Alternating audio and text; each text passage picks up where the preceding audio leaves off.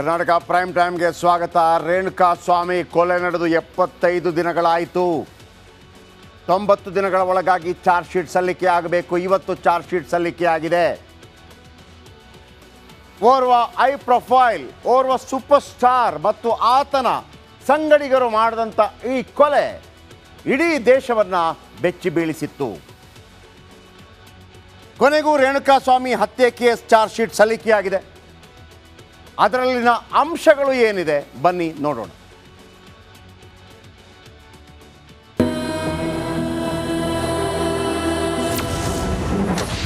Devil ಗ್ರೂಪ್ನಿಂದ ಅಣುವು torture.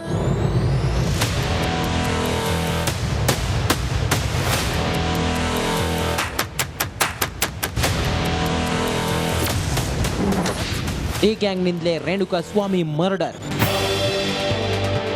ಒಬ್ಬ ಮನುಷ್ಯನಿಗೆ ಎಷ್ಟು ಟಾರ್ಚರ್ ಮಾಡಬಹುದು, ಒಬ್ಬ ಮನುಷ್ಯ ಎಷ್ಟರ ಮಟ್ಟಿಗೆ ರಾಕ್ಷಸನಂತೆ ವರ್ತಿಸಬಹುದು, ಲಕ್ಷ ಅಭಿಮಾನಿಗಳನ್ನು ಹೊಂದಿರೋ ನಟ ಹೇಗಿರಬಾರದು ಅನ್ನೋದಕ್ಕೆ ರೇಣುಕಾ ಸ್ವಾಮಿ ಕೊಲೆಗೆ ಸಾಕ್ಷಿ.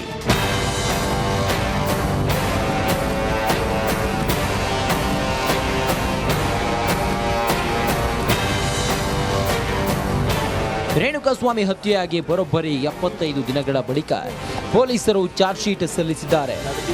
ಐಎಎಸ್ ಅಧಿಕಾರಿಗಳಾದ ಎಸ್ ಗಿರೀಶ್, ಎನ್ ಚಂದನ್ ಕುಮಾರ್ ತಂಡ 24ನೇ ಎಸಿಎಂಎಂ ಕೋರ್ಟ್ಗೆ ಕೇಸ್ನ ಆರೋಪ ಪಟ್ಟಿ ಸಲ್ಲಿಸಿದ್ದಾರೆ.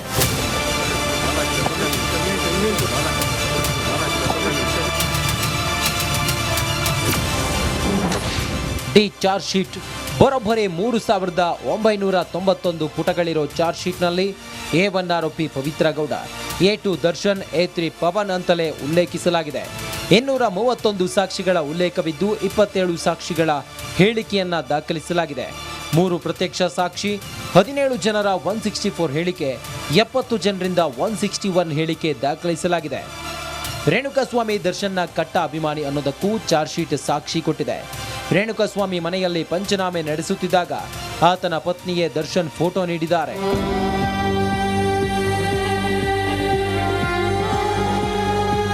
ಆರ್ಟಿಒ ಅಧಿಕಾರಿಗಳು, ಎಂಜಿನಿಯರ್ಗಳು ಅವರನ್ನು ಕೂಡ ಇದರಲ್ಲಿ ಸಾಕ್ಷಿದಾರರನ್ನಾಗಿ ಮಾಡಲಾಗಿದೆ. ಪೊಲೀಸ್ ಅಧಿಕಾರಿಗಳು ಒಟ್ಟು 56 ಜನ ಈ ಅಂತಿಮ ವರದಿಯಲ್ಲಿ ಸಾಕ್ಷಿದಾರರನ್ನಾಗಿ ನಮೂದಿಸಲಾಗಿದೆ. ಹೀಗಾಗಿ ಒಟ್ಟು ಸಾಕ್ಷಿದಾರರೇನಿದ್ದಾರೆ ಅವರು 231 ಜನ ಸಾಕ್ಷಿದಾರರು ಈ ಕೊಲೆ ಪ್ರಕರಣದ ತನಿಖೆಯಲ್ಲಿ ನಮಗೆ ಭಾಗಿಯಾಗಿದ್ದಾರೆ. ಅವರೆಲ್ಲರ ಒಂದು ಇದರಲ್ಲಿ ಉಲ್ಲೇಖಿಸಲಾಗಿದೆ. ಬಟ್ಟೆ ಮೇಲೆ ರಕ್ತದ ಕಲೆ.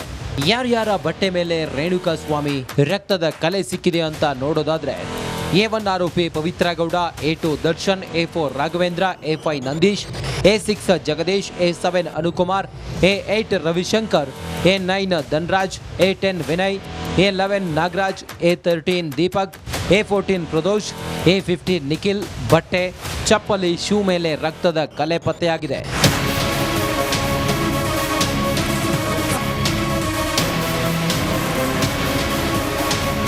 ಈ ಚಾರ್ಜ್ ಶೀಟ್ ಜಸ್ಟ್ ಟ್ರೇಲರ್, ಮುಂದೆ ಸಿನಿಮಾ ಬಾಕಿ ಇದೆ.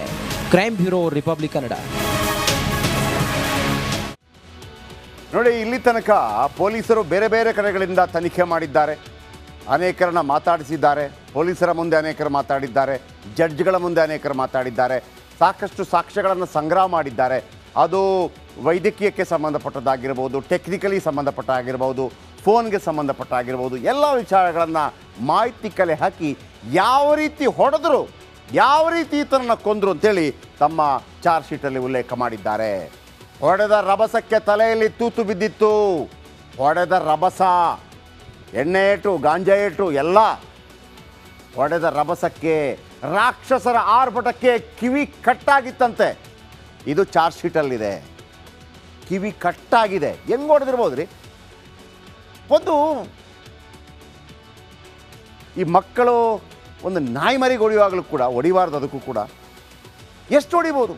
ಬಾಯಿ ಮುರಿಯುವಂತೆ ಈ ರಕ್ಕಸ ಗ್ಯಾಂಗ್ ಹೊಡೆದಿರುತ್ತೆ. ಬಾಯಿ ಮುರಿಯುವಂತೆ. ಒಂದು ಆಕ್ಸಿಡೆಂಟ್ ಆದರೂ ಕೂಡ ಈ ಹಲ್ಲು ಪುಡಿ ಆಗೋದು ಬಹಳ ಕಡಿಮೆ ಅಲ್ವಾ? ಆದರೆ ಡಿ ಗ್ಯಾಂಗ್ ಅಬ್ಬರಕ್ಕೆ ರೇಣುಕಾ ಸ್ವಾಮಿಯ ಹಲ್ಲುಗಳೆಲ್ಲ ಪುಡಿ ಆಗಿತ್ತಂತೆ. ಹಲ್ಲುಗಳು ಪುಡಿಯಾಗೋದು ಬಿಡಿ, ಎಲ್ಲಿ ಹೊಡೆದಿದ್ದಾರೋ, ಹೆಂಗೆ ಹೊಡೆದಿದ್ದಾರೋ, ಯಾವ ಕಬ್ಬಣದ ರಾಡಲ್ಲಿ ಹೊಡೆದಿದ್ದಾರೋ, ಗುದ್ದಿದ ರಭಸಕ್ಕೆ ದವಡೆ ಮುರಿದು ಹೋಗಿತ್ತಂತೆ. ಅದನ್ನು ಉಲ್ಲೇಖ ಮಾಡಲಾಗಿದೆ. ಆಮೇಲೆ ಎಷ್ಟು ಕಚ್ಚಡ ಇವರು ಅಂತಂದರೆ, ಎಷ್ಟು ಕಚ್ಚಡ ಅಂತಂದರೆ, ಆತನ ಪ್ಯಾಂಟ್ ಬಿಚ್ಚಿ ವೃಷಣಕ್ಕೆ ಹೊಡೆದಿದ್ದಾರೆ. ವೃಷಣಕ್ಕೆ ಬೀಜಕ್ಕೆ ಹೊಡೆದಿದ್ದಾರೆ. ಆ ಹೊಡೆದ ಫೋರ್ಸ್ಗೆ ಅದರಿಂದ ರಕ್ತ ಬಂದಿದೆ. ಅದು ಹೊರಗೆ ಬಂದು ಅದು ರಕ್ತ ಬಂದಿದೆ. ಇವರನ್ನು ಕ್ಷಮಿಸಬೇಕಾ? ಇದು ನಾವು ಹೇಳಿದ್ದಲ್ಲ, ನಾವು ಅವತ್ತಿನಿಂದ ಹೇಳ್ತಾ ಇದ್ದೀವಿ. ಇವತ್ತು ಚಾರ್ಜ್ ಶೀಟಲ್ಲಿದೆ. ಪಕ್ಕೆಲುಬು ಮುರಿಯುವಂತೆ ಒದ್ದಿದ್ರಂತೆ. ಪಕ್ಕೆಲುಬು ಅಂದರೆ ಗೊತ್ತಲ್ಲ, ಪಕ್ಕೆಲುಬು ಇದು ಈ ಭಾಗದಲ್ಲಿ. ಅದು ಮುರಿದೋಗ್ಬೇಕು ಅಂತಂದ್ರೆ ಹೆಂಗೆ ಹೊಡೆದಿರ್ಬೇಕು ರೀ? ಆಮೇಲೆ ಈ ರಕ್ಕಸರಿಗೆ, ಈ ಪ್ರಾಣಿ ಬಹುಶಃ ಒಂದು ಹುಲಿ ಸಿಂಹ ತಿಂದರೂ ಕೂಡ, ಅಟ್ಯಾಕ್ ಮಾಡಿದ್ರು ಕೂಡ ಇಷ್ಟು ಟಾರ್ಚರ್ ಕೊಟ್ಟು ಕೊಂದಿರ್ಲಿಕ್ಕಿಲ್ಲಪ್ಪ. ಕರೆಂಟ್ ಶಾಕ್ ಕೊಟ್ಟು ಟಾರ್ಚರ್ ಮಾಡಿದ್ರಂತೆ. ಕರೆಂಟ್ ಶಾಕ್ ಕೊಟ್ಟು ಬೆನ್ನಿನಲ್ಲಿ ಬಾಸುಂಡೆ ಬರುವಂತೆ ಹೊಡೆದಿದ್ರು. ಶ್ವಾಸಕೋಶ ಛಿದ್ರವಾಗಿ. ಅಂದರೆ ನೋಡಿ, ಪಕ್ಕೆಲುಬು ಇದೆ. ಪಕ್ಕೆಲುಬು ಒಳಗಡೆ ಶ್ವಾಸಕೋಶ ಇರುತ್ತೆ. ಅದು ಈ ಪಕ್ಕೆಲುಬಿರೋದೇ ಶ್ವಾಸಕೋಶದ ಸೇಫ್ಟಿಗಾಗಿ. ಶ್ವಾಸಕೋಶ ಛಿದ್ರವಾಗಿ ರೇಣುಕಾ ಸ್ವಾಮಿ ಸತ್ತೋಗ್ಬಿಡ್ತಾನೆ. ಹಾರ್ಟ್ ಅಟ್ಯಾಕ್ ಮತ್ತೊಂದು ಮಗದೊಂದು ಏನೂ ಅಲ್ಲ. ಈಗ ಬನ್ನಿ, 39 ಗಾಯಗಳಿರುತ್ತೆ. ದೇಹದ 8 ಭಾಗಕ್ಕೆ ಶಾಕ್ ಕೊಡ್ತಾರೆ. ದೇಹದ 8 ಭಾಗಕ್ಕೆ ಶಾಕ್ ಕೊಡ್ತಾರೆ. Current shock. ಕಿತ್ತೋಗಿರೋ ಇವರ ಹತ್ರ ಏನು ಕರೆಂಟ್ ಶಾಕ್ ಕೊಡುವಂಥ ಐಟಮ್ ತಗೊಂಬರೋಕ್ಕೆ ದುಡ್ಡಿರಲಿಲ್ಲ, ನಕ್ಕ ಪಿಚ್ಚಾಗಳು. ಆಮೇಲೆ ತಗೊಂಬಂದ ನಂತರ 8 ಕಡೆ ಶಾಕ್ ಕೊಟ್ಟಿದ್ದಾರೆ. 7 ಕಡೆ ಮೂಳೆ ಮುರಿತವಾಗಿದೆ. 13 ಕಡೆ ಏರ್ ಕ್ರ್ಯಾಕ್ ಆಗಿದೆ. 13 ಕಡೆ ಏರ್ ಕ್ರ್ಯಾಕ್. ಏರ್ ಕ್ರ್ಯಾಕ್ ಅಂದರೆ ಮುರಿದಿದೆಯಾ ಇಲ್ವೋ ಗೊತ್ತಾಗೋದಿಲ್ಲ, ಆ ಥರ. ಆ ನಂತರ ವೃಷಣಕ್ಕೆ ಹೊಡೆದಿದ್ರು. ತುಟಿಯೇ ಇರಲಿಲ್ಲ, ಹಲ್ಲುಗಳು ಮುರಿದಿತ್ತು, ಪಕ್ಕೆಲುಬು ಮುರಿದಿತ್ತು, ಶ್ವಾಸಕೋಶ ಛಿದ್ರವಾಗಿದೆ, ಕಿವಿ ಕಟ್ಟಾಗಿದೆ, ತಲೆಯಲ್ಲಿ ತೂತು ಬಿದ್ದಿದೆ, ತಲೆ ಹಿಂಭಾಗದಲ್ಲಿ ಗಾಯವಾಗಿದೆ, ದವಡೆ ಮುರಿದಿದೆ, ಎಡಭಾಗದ ರಿಬ್ ಕಟ್ಟಾಗಿದೆ, 30% ದೇಹ ಸುಟ್ಟಿತ್ತು. ಮನುಷ್ಯರ ಮೃಗಗಳ ಚೀ ಚೀ ಚೀ ಚೀ ಚೀ. ಆ ಸಣ್ಣ ಮಕ್ಕಳನ್ನು ಕೆಲವರು ಹೆತ್ತ ತಕ್ಷಣ ಬಿಟ್ಟೋಗಿರ್ತಾರಲ್ವಾ, ನರಿ ನಾಯಿ ತಿಂದಿರುತ್ತಲ್ವಾ, ಆಗಲೂ ಕೂಡ ಇಷ್ಟೊಂದು ಹೃದಯ ವಿದ್ರಾವಕವಾಗಿ ಆಗಿರೋದಿಲ್ಲಪ್ಪ ಇವರು ಮಾಡಿರುವಂಥ ಅಸಹ್ಯ ಕೆಲಸ. ಇದನ್ನು ಸಮರ್ಥನೆ ಮಾಡಬೇಕಾ? ಇದನ್ನು ಸರಿ ಅಂತ ಹೇಳಬೇಕಾ? ಇದನ್ನು ಸರಿ ಅಂತ ಹೇಳುವವರೆಗೆ ಕೇಳೋದು ಒಂದೇ. ಅಲ್ಲಿ ವೃಷಣ ಹೊಡೆದಿದ್ರಲ್ವಾ, ಅದನ್ನು ನೀವು ಸಮರ್ಥಿಸ್ಕೋತೀರಾ? ಒಮ್ಮೆ ಕಲ್ಪಿಸ್ಕೊಂಡು ನೋಡಿ.